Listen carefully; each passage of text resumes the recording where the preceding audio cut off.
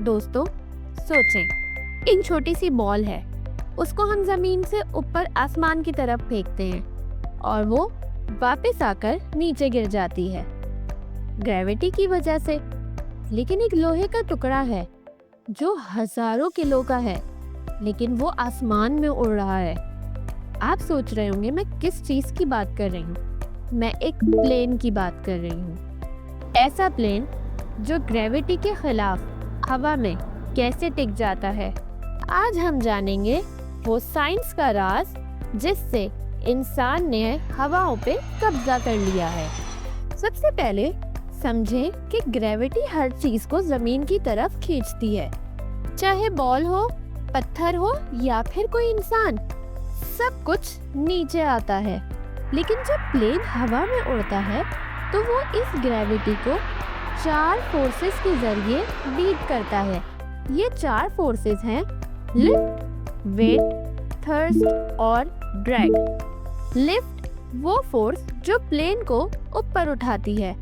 ये force plane के wings बनाती हैं, जिन्हें एयरफॉइल कहते हैं। विंग्स का डिजाइन ऐसे होता है कि उनके ऊपर सरफेस थोड़ा कर्व्ड होता है और नीचे वाला फ्लैट होता है।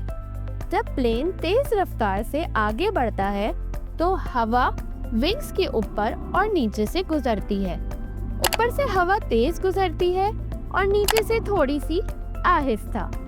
फिजिक्स के लॉ के मुताबिक जहाँ प्रेशर कम, वहाँ लिफ्ट ज्यादा, तो प्रेशर डिफरेंस प्लेन को ऊपर उठाता है और इस प्रोसेस को बर्नौलीज प्रिंसिपल कहते हैं। लेकिन इस काम के लिए सिर्फ लिफ्ट काफी नहीं होती।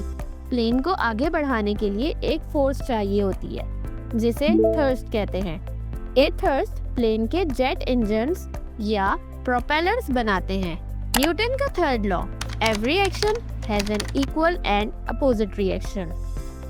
इससे ये साबित होता है कि इंजन हवा को पीछे जोर से निकालती है और रिएक्शन के तौर पे प्लेन आगे बढ़ जाता है।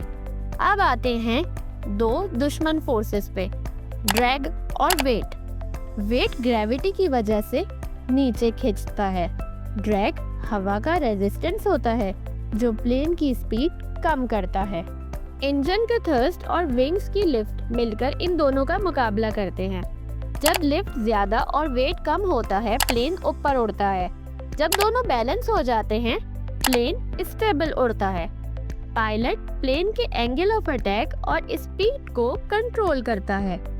अगर प्लेन के आगे का हिस्सा यानी प्लेन के नोज को थोड़ा सा ऊपर किया जाए तो लिफ्ट बढ़ जाता है, लेकिन अगर ज्यादा करे तो एयर फ्लो टूट जाता है और प्लेन स्टॉल कर जाता है, यानी उड़ान बंद हो जाती है।